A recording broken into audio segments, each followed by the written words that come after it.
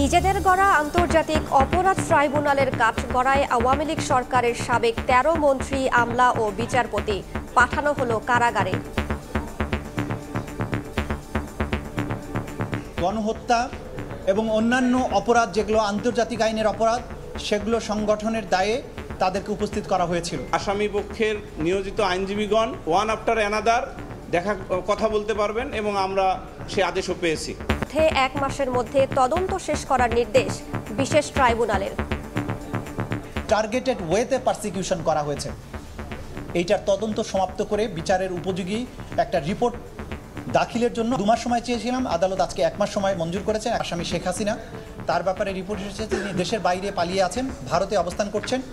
সেজন্য আমাদের পক্ষ থেকে আমরা ফরমাল রিকোয়েস্ট পাঠিয়েছি ইন্টারপোলের কাছে রেড নোটিশের মাধ্যমে, যে তাকে পেলে যেন গ্রেপ্তার করা হয়।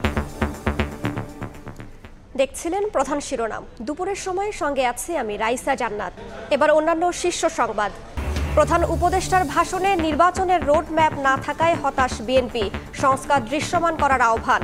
মেয়াদ যত বাড়বে ততই সমস্যা বললেন মির্জা ফখরুল।